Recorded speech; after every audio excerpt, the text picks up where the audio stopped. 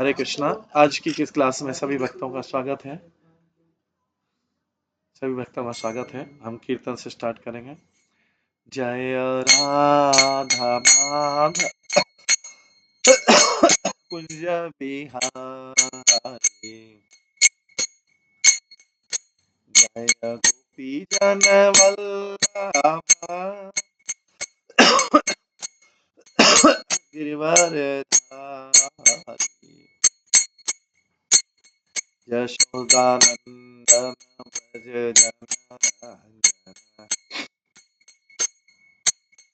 यमुना तीरा वनचारी, जय राधा माधव कुंज बिहारी। हरे कृष्णा कृष्णा कृष्णा हरे हरे, हरे राम राम राम हरे हरे, हरे कृष्णा कृष्णा कृष्णा हरे हरे, हरे राम राम राम हरे हरे, हरे कृष्णा कृष्णा कृष्णा हरे हरे, हरे राम राम राम हरे हरे, हरे कृष्णा कृष्णा कृष्णा हरे हरे, हरे राम राम राम हरे हरे, हरे कृष्णा कृष्णा कृष्णा हरे हरे, हरे राम राम राम हरे हरे, जय राधा गोविंद राधा गोविंद राधे, जय राधा माधव राधा माधव राधे, जय गौरमिताय जय गौरमिताय गौरमिताय जय गौरमिताय, जय जय प्रभुपाद प्रभुपाद प्रभुपाद, जय जय प्रभुपाद, निताय गौर हरि बोल हरि बोल हरि बोल, निताय गौर हरि। श्री श्री राधा गोविंद देव की जय, श्री जगन्नाथ बलदेव सुभद्रा महारानी की जय, श्री गौर निताय की जय, श्रील प्रभुपाद की जय, सभी भक्तगणों की जय।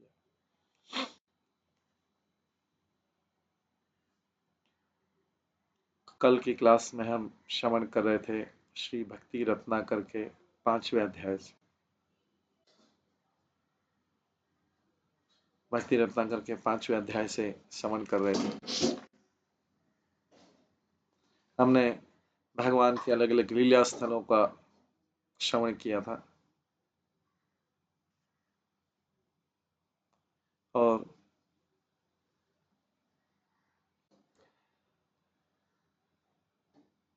जीव गोस्वामी के नंद घाट पे जो निवास स्थान के बारे में वर्णन किया था, उसका दर्शन होता है। अलग अलग वनों के बारे में श्रवण किया था हमने। आज हमने इससे पहले राधा और कृष्ण की रेसलिंग लीला, दोनों के राधा और कृष्ण की कुश्ती का मल्ल युद्ध का जो दृश्य था उसका भी वर्णन सुना था। उससे पहले नित्यानंद प्रभु की लीला हुई थी रामघाट में। आज हम भद्रवन के बारे में सुनेंगे।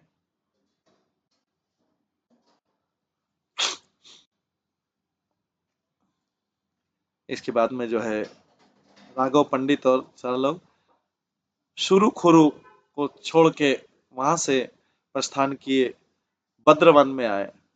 आदि पुराण में बताया गया है कि जो भी भद्रवन जाता है, जो छठा मोस्ट इंपॉर्टेंट छठा जो है मोस्ट इंपॉर्टेंट वन है, उसमें जाता है, वो सिंगल माइंडेड डिवोटी हो जाता है मेरा। भगवान बोलते हैं वो मेरा सिंगल माइंडेड डिवोटी, मतलब व्यवसायिक आत्मिका बुद्धि वाला डिवोटी हो जाता है। और इस वन की कृपा से वो उच्च लोकों में जाता है। ये भद्र वन का महत्व है। उसके बाद भांडिर वन का है। यहाँ पर बलराम और कृष्ण अपने मित्रों के साथ खेला करते थे। आदि वराह पुराण में वर्णन आता है कि जो 11वां इंपॉर्टेंट फॉरेस्ट है, द्वादश वन जो उसमें 11वां है, वो भांडिर वन है। ये बहुत सुंदर स्थान है। वो योगियों को बहुत प्रिय है। योगियों को बहुत प्रिय है। और केवल मात्र वन में दृष्टि डालने से,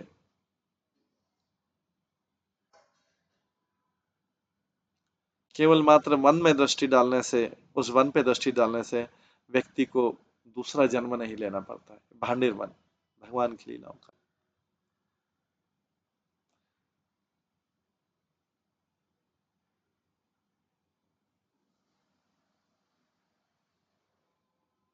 और वहां पर वासुदेव के दर्शन करने से इस वन में, जो सारे वनों में श्रेष्ठ है, व्यक्ति दूसरे जन्म से बच जाता है। क्योंकि जन्म जो है, ये संसार में जो जन्म है, ये अपने आप में समस्या है, क्योंकि इसके साथ रोग भी है, व्याधि भी है, चिंताएं भी है, मृत्यु भी है, मृत्यु का भय भी है। और भूतकाल में जो हुआ उसका शोक है, भूतकाल में जो हुआ उसका शोक है, भविष्य काल में जो होने वाली उसकी चिंता है, और वर्तमान काल में का मोह है, जन्म मृत्यु जरा व्याधि। तो ये जीवन तो कोई बहुत अच्छा नहीं है। इसलिए यहाँ पे बोला गया कि इस मन के दर्शन करने से, भगवान का दर्शन करने से व्यक्ति इस जीवन से ही मुक्त हो जाए, भगवत धाम चले जाए।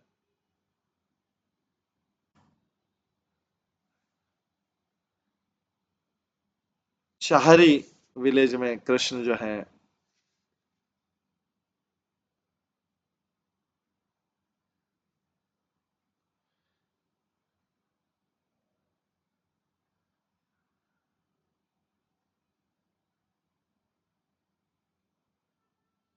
शहरी गांव जो है, कृष्ण ने रेस्ट लिया अपने मित्रों के साथ में भांडीर वन।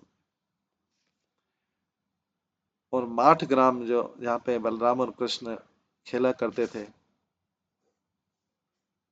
अपने मित्रों के साथ। और जो बड़ा मिट्टी का बर्तन था जिसमें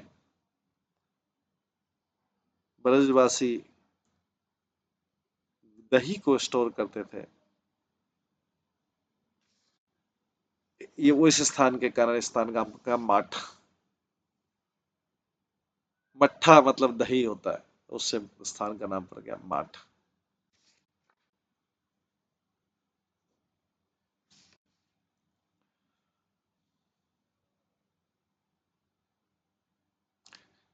बिलवन।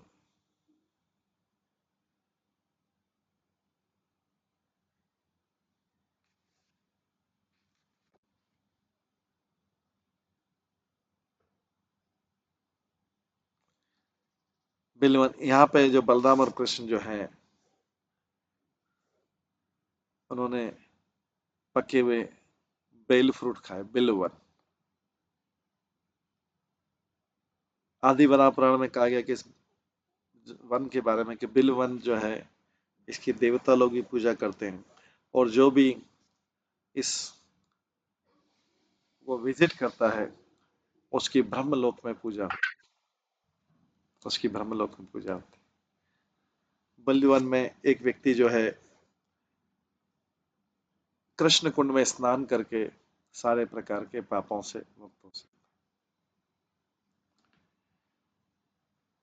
पहले यमुना जो है, एक दिशा में बहती थी, एक धारा में बहती थी, और मानसरोवर रिवर के दूसरी तरफ था। अब जो है यमुना ने अपने आप को दो हिस्सों में डिवाइड कर लिया, और वो दोनों हिस्से आगे मिलते हैं, मानसरोवर के आसपास सर्कल है। और ये सारे स्थान जो है कृष्ण की लीलाओं के स्थान।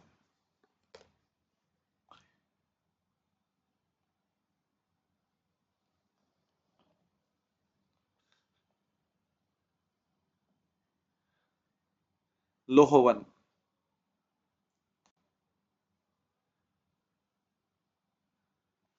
ये वो स्थान है जहाँ पे कृष्ण ने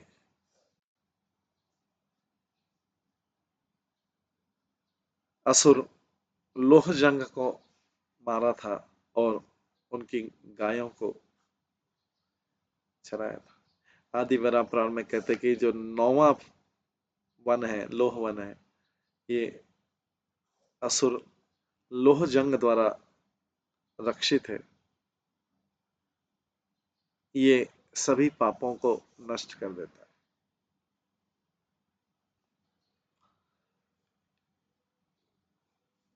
इसके बाद राघव पंडित ने अपने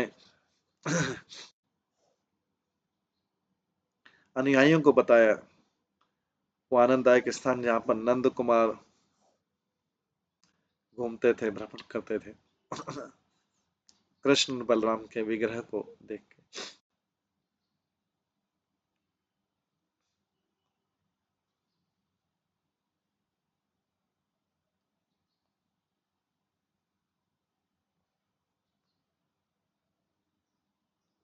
राघव पंडित उन्हें अपने अनुयायियों को बताया वो आनंददायक स्थान जहाँ पे नंद कुमार या कृष्ण घूमते थे। और इस प्रकार कृष्ण बलराम के विग्रह को देख के, नरसिंह को देख के और दूसरों को देख के राघव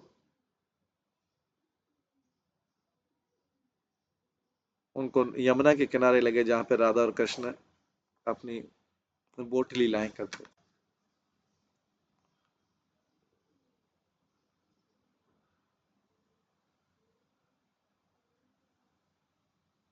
एक दिन राधा और उनके मित्र जो थे, राधा की सखियां जो थी, यमुना को क्रॉस करके आए अपने मिल्क के बर्तन लेके।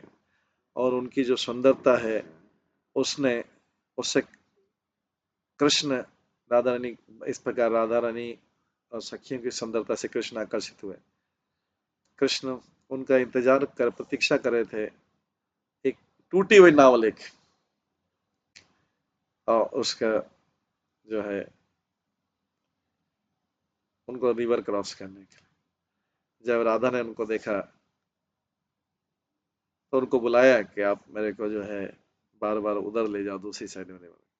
कृष्ण जो है उनको बोट पे ले गए और उसके बाद जो घटना हुई वो इस प्रकार से वर्णित की गई पद्यावली में वर्णना। उन हरि को प्रणाम करता हूँ जो उस नाव में जाके सो गए बैठ के। और गोपियां जो है बार बार उसे रिक्वेस्ट करी थी तुमको दूसरे तरफ ले जाने के लिए। राधा ने बहुत चिंता के साथ में कहा,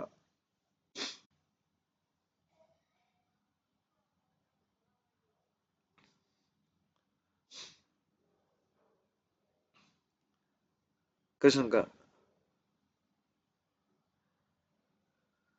कि बोट आपकी टूटी हुई है और नदी बहुत गहरी है, हम यंग गर्ल्स हैं और ये हमारी स्थिति हमारे अनुकूल नहीं है, पर यदुनंदन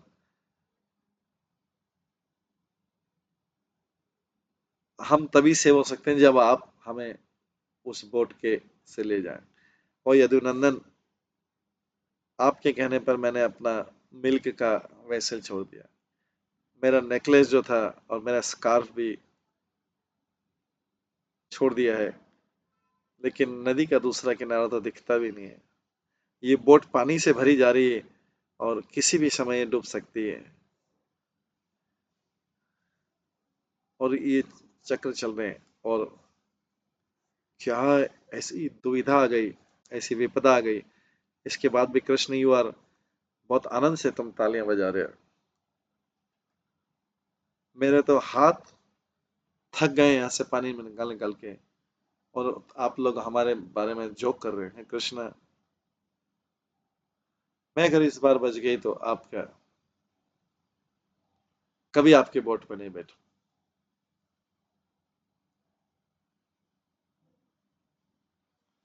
महावन जो है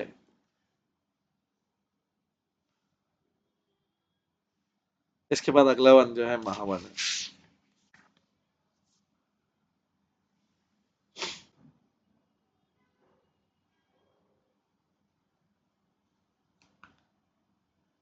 महावन है,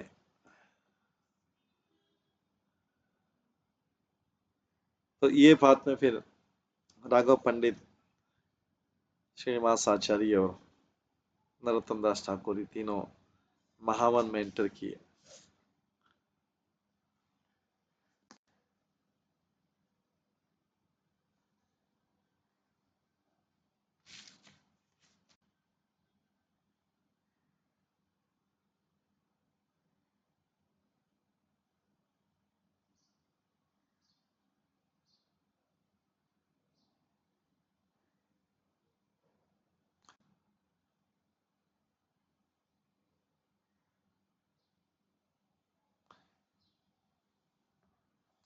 बड़े आनंद के साथ में ये तीनों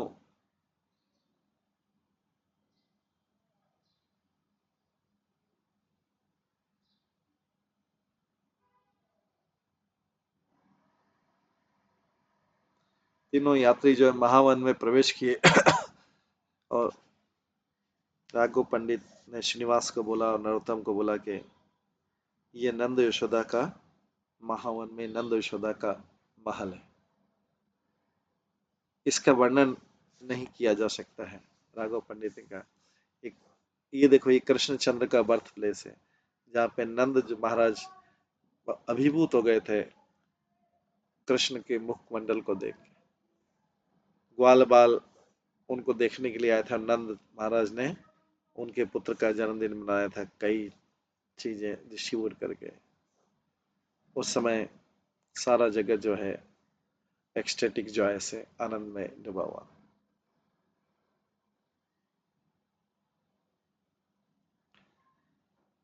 स्तवा वाली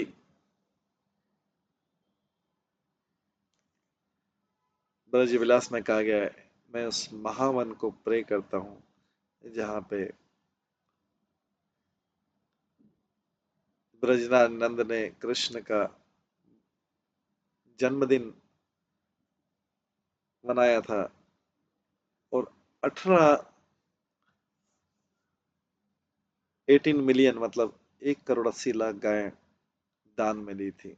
सब में बड़े बड़े मोतियों से, हारों से और सुंदर आभूषणों से सजी हुई थी और ब्राह्मणों को अति मात्रा में ज्वेलरी और ऑयल ये सब दिया।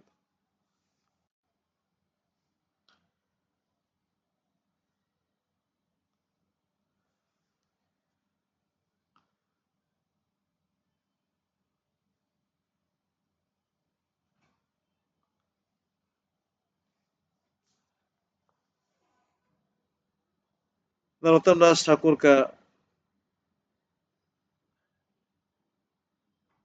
नंदोत्सव का जो स्तव माला में पहला सॉन्ग है गीतावली में, उसमें लिखा है यशोदा ने सुंदर पुत्र को जन्म दिया, इससे गोपियां अभिभूत हो गई, आनंद से अभिभूत हो गई। कुछ ग्वाल बाल ने गिफ्ट दिया, दूसरों ने डांस किया और सुंदर सॉन्ग गाया, दूसरों ने क्रीम और दही और मक्खन को डिस्ट्रीब्यूट किया, कुछ इधर उधर गए दूसरों की इच्छा पूरी करने के लिए, कुछ लोग सिंपली कृष्ण की सुंदरता में एब्जॉर्ब।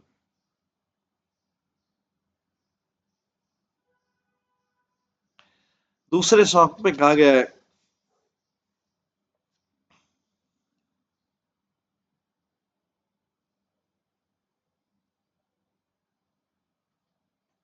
दूसरे सॉन्ग में कहा गया है ब्राह्मण जो है गायों को गिफ्ट, जब नंद महाराज ने कृष्ण का जन्म हुआ तो कितने गायें दी थी गिफ्ट में? कृष्ण का जन्म हुआ, नंद महाराज ने 18 मिलियन गायें दान में दी थी, मतलब 1.8 करोड़, 1.8 करीब करीब 2 करोड़ गायें दान में दी थी कृष्ण के जन्म।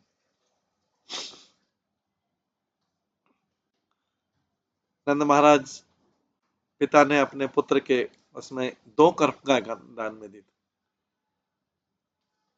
तो हम देखते हैं कि शास्त्र में इससे पहले भी आता है, यशोदा मैया भी हर महीने कृष्ण के लिए कुछ न कुछ दान में रहती थी, ब्राह्मणों को बुलाती थी हर महीने। और उसको तो भगवान के माता पिता होते हुए भी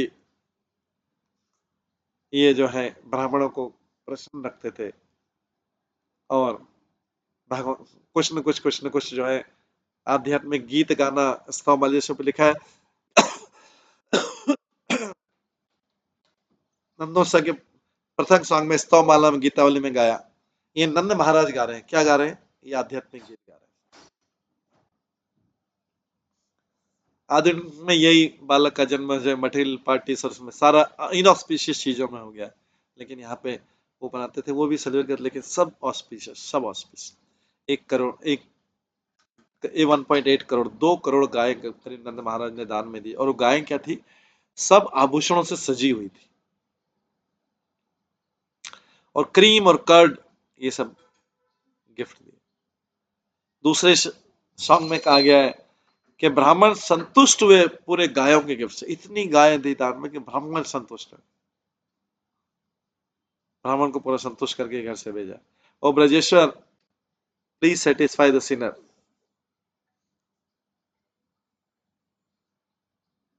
और नंदराज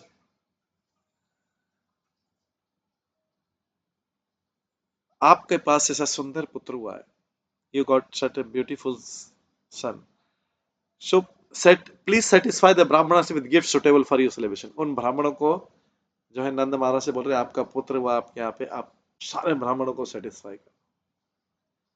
और कर दिया उन्होंने। मेरा हृदय आनंद से भर रहा है आपके पुत्र का मुखमंडल देख। और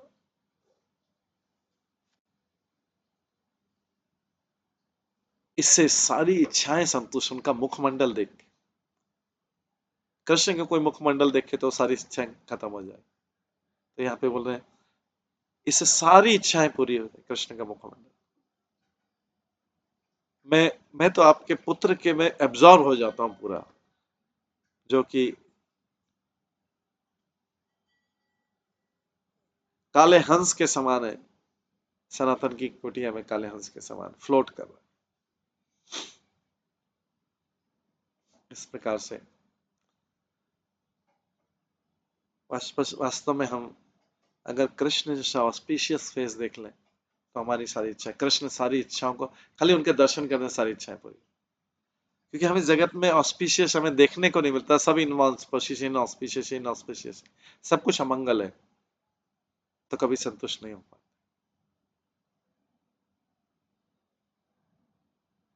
तो श्री राघव पंडित ने इस प्रकार इस स्थान का वर्णन किया। राघव पंडित के साथ यात्रा कराने वाले किसको यात्रा कराने? श्रीनिवास आचार्य और नरोत्तम दास ठाकुर की यात्रा। हर स्थान का वर्णन करते थे, ये बताया जो नंद यशोदा का महल बताया।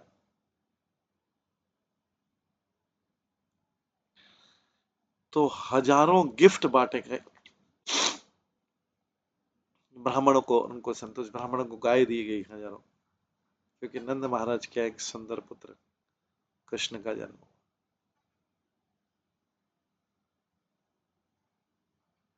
इसके बाद राघव पंडित जो है इस स्थान का वर्णन करते हुए आगे बढ़े, और यहाँ पे बोलते कि नंद महाराज ने यहाँ पे सारे रिचुअल किए थे, किसके? To celebrate the birth of Krishna. जो भी आध्यात्मिक रिचुअल थे सारे किए थे।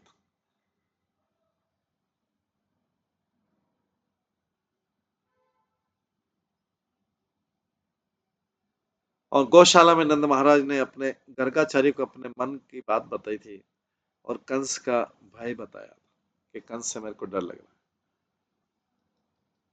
है। ये मन की बात उन्होंने केवल गर्गाचार्य को बताई, किसी फैमिली मेंबर को नहीं बताई थी। गर्गाचार्य महान ऋषि विद्वान, उसका हल दे सकते।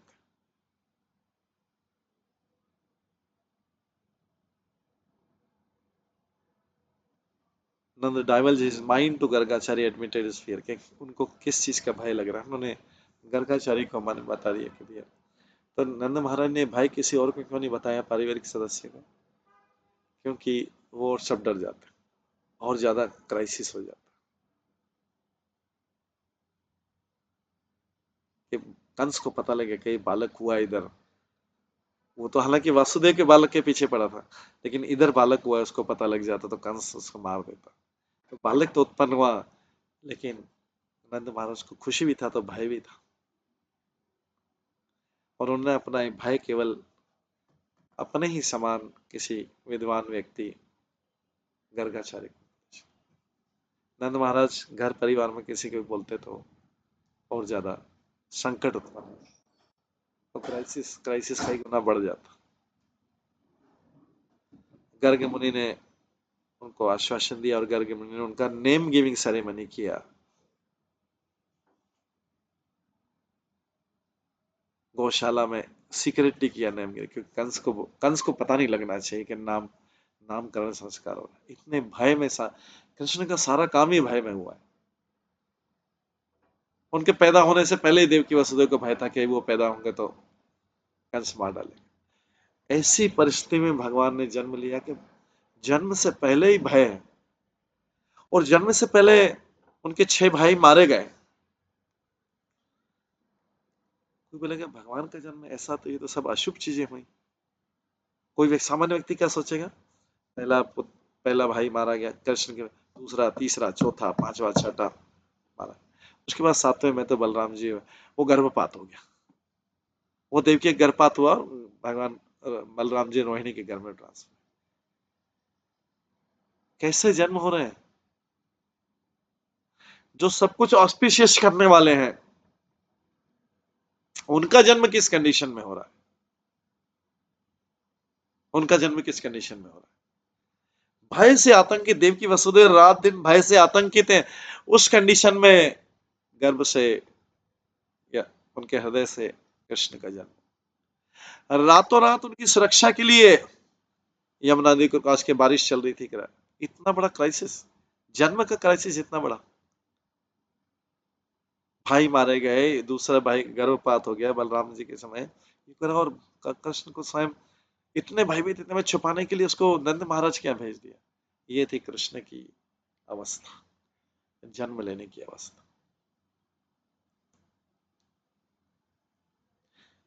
इस संकट के बीच एक ऑस्पिशियसनेस का जन्म हुआ। ऑस्पिशियस, तो व्यक्ति जब संकट में होता है, बहुत भयानक संकट में, तो भगवान उस समय, सब लोग जब भगवान को, सब लोग देवकी वसुदेव नारायण को याद करते, सारे टाइम नारायण को याद करते कि नारायण हमको कंस के से बचा ले, बच्चा 8वां बच्चा पैदा होगा तो कहीं वो नहीं। तो भगवान ने क्या तरीका निकाला, क्या तरीका निकाला, वासुदेव को प्रेरणा दी कि तुम मेरे को यहाँ से यमुना पार वहां ले जाओ, नंद महाराज की शिक्षा। ऐसी परिस्थिति में किसी का जन्म हो सकता है, इतनी भयानक परिस्थिति, जब उसके पहले 6 भाई मारे जा चुके, 7वें का गर्भपात हो गया।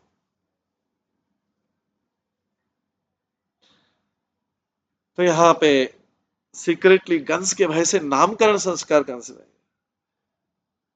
तो संसार में जो भौतिकतावादी व्यक्ति बोलते हैं, अरे ऐसे भय में तो हम रह नहीं सकते। भौतिकतावादी क्या बोलता है, अरे उसको सुख चाहिए, सुख चाहिए, कहीं से भी लाओ, सुख लाओ, सुख लाओ, कहीं से भी लाओ, मैं ऐसे भय में नहीं रह सकता। कृष्ण तो, माता पिता तो पूरे टाइम भयभीत में रहे कई सालों तक, कि कंस को हर पुत्र को देना पड़ा। ये भक्ति की, क्योंकि देवी की स्वयं भक्ति देवी को रिप्रेजेंट करती।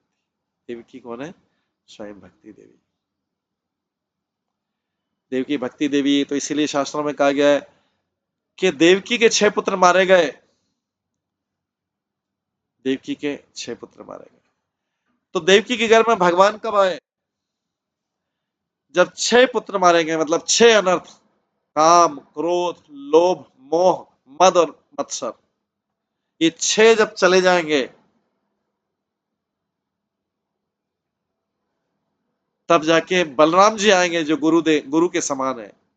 वो शिक्षा देंगे और भगवान के आने के लिए, हृदय में भगवान के आने के लिए उचित वातावरण तैयार करेंगे व्यक्ति का। और जब ये इस प्रकार से गुरु जो है उचित वातावरण तैयार करेंगे, तब जाके भगवान हृदय में आके बैठे में कृष्ण तब आए। लेकिन उससे पहले देवकी को क्या करना पड़ा, भक्ति, भक्ति देवी स्वयं है, लेकिन उसमें काम, क्रोध, लोभ, मोह, मद, मत्सर,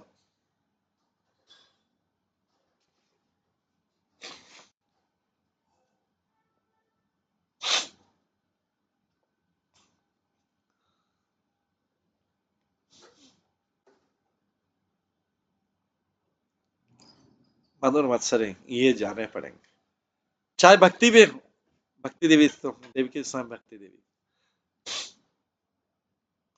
जब तक ये नहीं जाएंगे, बलराम जी नहीं आएंगे। बलराम जी आदि गुरु, और भगवान के हृदय में आने के लिए उचित वातावरण तैयार करते। जब बलराम जी ने गर्भपात हुआ था, बलराम जी आए, जन्म यहाँ लिया, लेकिन गर्भपात हुआ, एक्चुअली वहां ट्रांसफर हो गए थे रोहिणी के गर्भ। तो यहाँ पे बलराम जी बस उतना ही काम था, इसलिए उधर चले गए रोहिणी के गर्भ। उन्होंने बाहरी रूप से गर्भपात हुआ, लेकिन अंदर से उन्होंने वो उचित वातावरण तैयार किया। उसके बाद आके भगवान कृष्ण आए, देवकी के भक्ति में भगवान आए। भक्ति कर रहे हैं, भक्ति कर रहे हैं, लेकिन भगवान नहीं आ रहे, क्योंकि हृदय इन 6 शत्रुओं को, जब इन 6 शत्रुओं, 6 पुत्र मारे गए। विश्वनाथ चक्रवर्ती ठाकुर इस तरीके से बताते। तो सीक्रेटली, इसके बाद नामकरण संस्कार हुआ, सीक्रेटली हुआ। व्यक्ति तो परेशान हो जाएगा, क्या बालक, इतना पहले से ही क्राइसिस चल रहा है, इस बीच में वो छुप के करना पड़ा नामकरण संस्कार।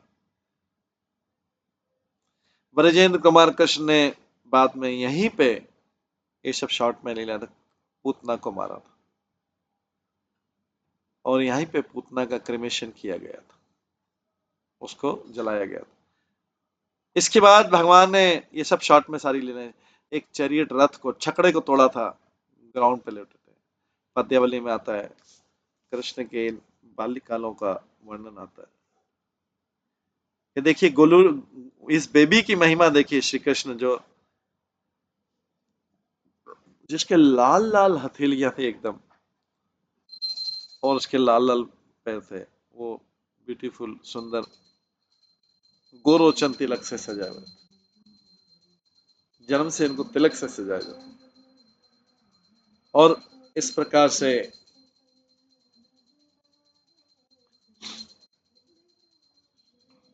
अपने बैक पे लेटे हुए उन्होंने रथ को तोड़ दिया। इसके बाद आगे बताते हैं, यहाँ पे कृष्ण जो स्थान है, यहाँ पे कृष्ण जो है माता यशोदा की गोद में लेट गए उनके स्तनपान करने के लिए। कृष्ण की सुंदरता को देख के, अपने पुत्र के फेस को देख के यशोदा ने, उन्होंने अपना दूध पिलाया। पद्यावली इसका वर्णन भी करती है कि मदर की लेप में आधी आंखें बंद करके कृष्ण माता का एक स्तन पान कर रहे थे, और दूसरे स्तन को हाथ लगा रहे थे जो मिल्क से भरा हुआ था, और माता भी उनको सहला रही थी, अपनी फिंगर से माता सहला रही थी। कृष्ण स्माइल कर रहे थे, और अपने सुंदर चमकीले दांत, तब तक दांत भी आ गए थे, वो बता रहे। दांत जो है माता के दूध से वाइट हो गए थे एकदम। ऐसे दांत सबकी रक्षा करें। राघव पंडित ने इस प्रकार से बताया, वो स्थान जहां पर कृष्ण यशोदा को प्लेजर दिया करते थे, क्रॉलिंग करके, घुटनों के बल चल के, ये वर्णन है पद्यावली में। और ब्रजेश्वरी की चिंताओं को देखते हुए, यशोदा की चिंता करते थे, कृष्ण अपनी चंचल आंखों से पूरे ग्राउंड में चरते थे, और अपने मीठे स्वीट लिप्स जो हैं उसमें उससे स्माइल करते। उसका जो ग्लिटरिंग कॉम्प्लेक्शन है, वो डार्क तमाल लीफ के समान।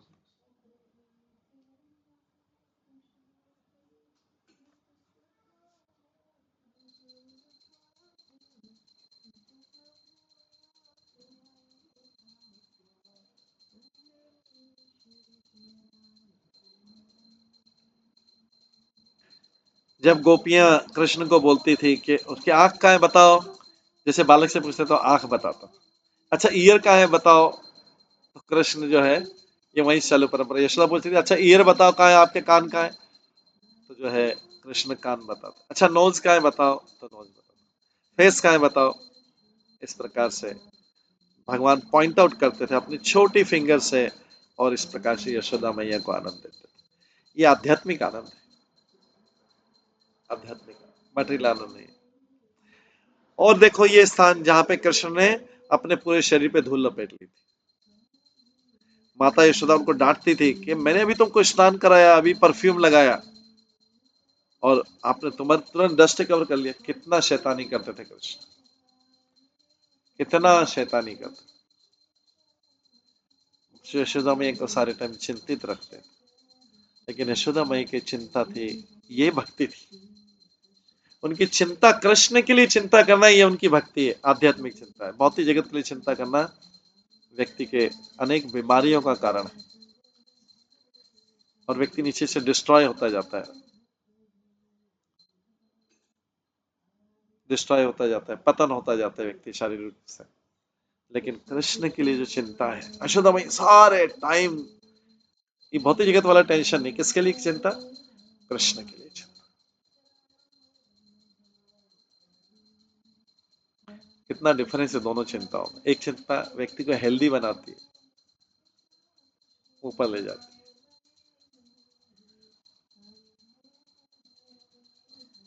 तो माता बच्चे को दूध पिला रही जिससे बच्चा स्ट्रांग हो, स्वस्थ बने, ये माता की चिंता है।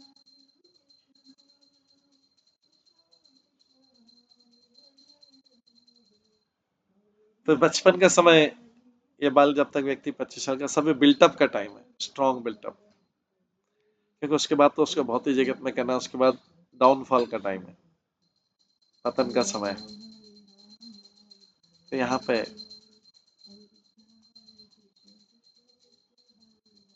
इसे 25 साल में व्यक्ति जितना अच्छी तरीके से शास्त्र अध्ययन कर ले, हेल्दी हो जाए सब कुछ, वो एनर्जी स्टोरेज का टाइम, इसके बाद एनर्जी ड्रेन का टाइम।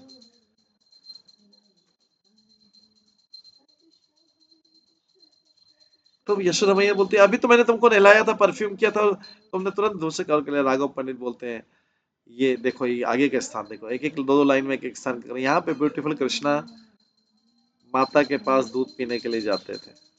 एक बार तृणावत जो है कृष्ण को बहुत उच्च स्थान पर ले गया। अरे कृष्ण ने बहुत व्यू एंजॉय किया, अरे ऊपर से तृणावत फ्री में ले जा रहा है, राइड करा रहा है असुर। उसके बाद वो हवा हवा में कृष्ण ने ऐसा तृणावत को मोहित किया कि वो खींचते खींचते उनको कंस के महल के पास ले गए।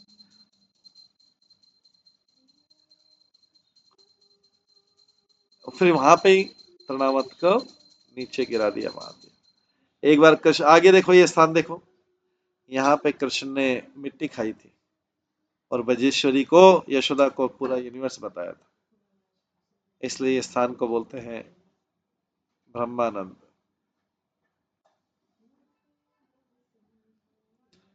और ये स्थान देखो, यहाँ पे यशोदा और दूसरी गोपियों ने अपने पुत्र की सुंदरता का आनंद लिया था, जब वो कंपाउंड के गोपियों ने, जब वो घर के कंपाउंड में बैठे।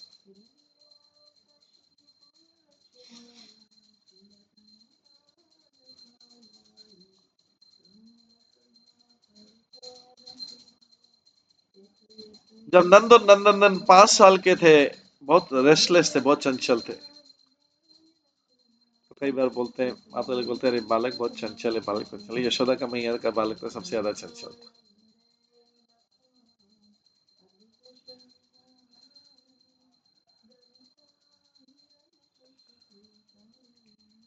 कृष्ण कैसे उत्पन्न हुए, ये भी एक सोच का विषय। कितने समस्या देते उत्पन्न हुए। जब नंद महाराज 5 साल के थे, बहुत चंचल थे, नंद के आंगन में खेलते थे। उनकी आंखें जो है, आंखें कर्ली हेयर, हालांकि आजकल कर्ली हेयर को अच्छा नहीं माना जाता है। कर्ली हेयर मतलब माना जाता है कि ऐसे कंजर्वेटिव टाइप। लेकिन कृष्ण की कर्ली हेयर थी, ये ध्यान रखना कि कर्ली हेयर है तो कृष्ण की कर्ली हेयर थी। अगर कोई चीज कृष्ण से संबंधित है, माना था कि लोग आजकल कर्ली हेयर को उसको स्ट्रेट करवा लेते। आधुनिक युग के कलयुग के कुछ भी हो सकता है व्यक्ति, सब कुछ उल्टा करता है, सब कुछ उल्टा करता है। तो कर्ली हेयर तो यहाँ पे उस समय अच्छे माने जाते हैं। तो कृष्ण कर्ली हेयर बैंगल से डेकोरेट कर रहा है, एंकल बेल्स, पाइजे और नेकलेस, ये कृष्ण के ऊपर जब कृष्ण जो 5 साल के थे। भगवान कृष्ण जो है अभी थोड़े बड़े हुए तो उन्होंने ये एक्साइटमेंट भी था बचपन में भी, उन्होंने यूथ का आनंद लिया।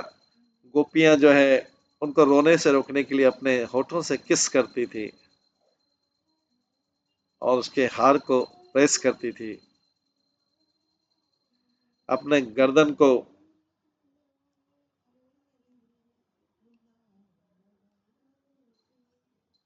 उनकी उनकी गर्दन को थपथपाती थी, उसकी सुंदर आंखों की तरफ देखती थी अपने, और अपना मस्तक चमक टच करती थी और अपने स्तनों के साथ में उनको एकदम टाइट करके रखती थी। वो कृष्ण जो है जिनकी लीलाएं हमारी कल्पना के बाहर है, वो हमारी प्रोटेक्टर।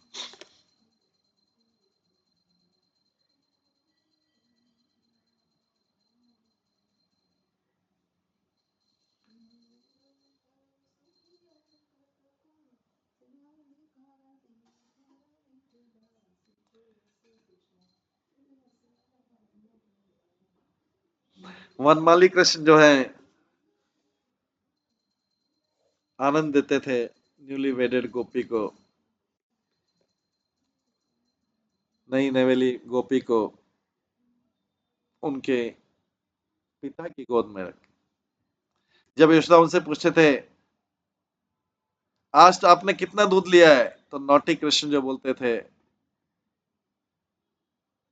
किसी गोपी का स्तन पकड़ के बोलते थे इतना दूध लिया।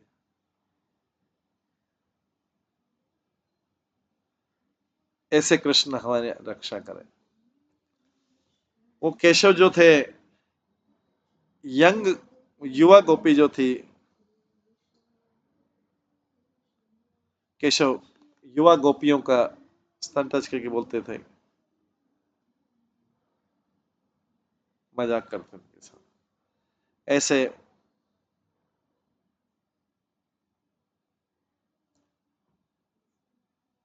ऐसे कृष्ण की बचपन की मैं महिमा गाता हूँ।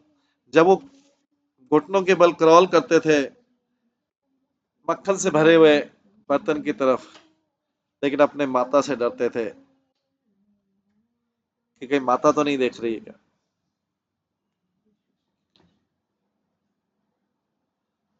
अपनी नींद के समय कृष्णा देवताओं को बुलाते थे, इससे यशोदा मैया बहुत चिंतित हो जाती थी।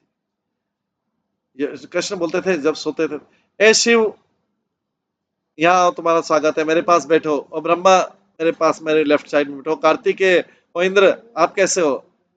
कार्तिकेय आप कहाँ पे हो? मैं तुमको देख नहीं पा रहा हूँ। जब माता यशोदा अपने बच्चे को इस प्रकार से बोलते देखती थी तो बोलती थी, मेरे प्रिय पुत्र, जो भी आप बोल रहे हैं ये तो इस पृथ्वी की लीलाएं नहीं है। पृथ्वी पे तो ऐसा अनर्थी थिंग्स है, तो सब अद्भुत चीजें हैं। और उनको फिर माता यशोदा जो है उनको पूरी प्रेत आत्मा से फ्री करने का एक्सरसाइज करती थी और अपना सलीवा जो है वो बच्चे के ऊपर लगाती थी कि माता यशोदा का प्रेम था कृष्ण के। यशोदा माता उनको रामचंद्र कृष्ण की स्टोरी सुनाती थी, रामचंद्र की स्टोरी सुनाती कृष्ण को जब वो नींद में जाते थे। यशोदा बोलती थी एक राजा था जिसका नाम था राम। कृष्ण बोलते थे यस, आगे बोल। उस, और उसकी पत्नी का नाम था सीता। कहानी सुनाती थी यशोदा, पत्नी का नाम से सीता। माता यशोदा आगे सुनाती थी जब वो पंचवटी में गए, अपने पिता के आदर पे गए थे वन में, रावण ने उनकी पत्नी सीता को किडनैप कर लिया।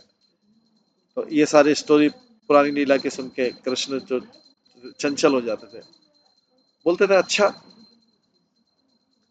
यशोदा मैया सुना कि पंचवटी से सीता को रावण ने हरण कर लिया। उसी समय कृष्ण बालक ने बोलते ओ लक्ष्मण, मेरा धनुष है और तीर का है, मेरा धनुष तीर का है, जल्दी से लाओ। ऐसा कृष्ण करके, ऐसा करते यशोदा मैया डर जाती थी ये कौन सी लीला में प्रवेश कर। ऐसी लीलाएं हमें कृष्ण से रक्षा, ऐसी लीलाएं कृष्ण की ऐसी लीलाएं हमारी रक्षा करें। जब कृष्ण जागते रहते थे तो माता यशोदा बोलती थी, अभी इवनिंग खत्म हो रही है मेरे प्रिय, सो क्यों नहीं रहे हो? कृष्ण बोलते, माता मैं सो नहीं सकता। ठीक है, माता बोलती है, चलो मैं दूसरी कहानी सुनाती हूँ जिससे आप सो जाएंगे। कृष्ण माता कृष्ण बोलते, अच्छा मेरे को अगली कहानी सुनाओ। अब यशोदा सुनाती थी कि नरसिंह भगवान जो है पिलर से हिरण्यकश्यप को मारने के लिए, जब कृष्ण ने ऐसी स्टोरी सुनी तो देवकी नंदन का मुख स्माइल करने लगा।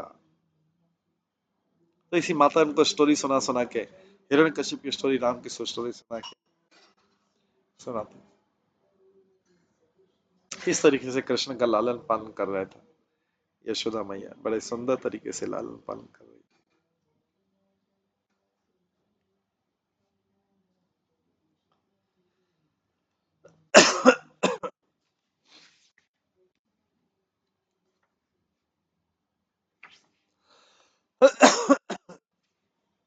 तो आज इसको हम यहीं पे विराम देते हैं, आज की क्लास को।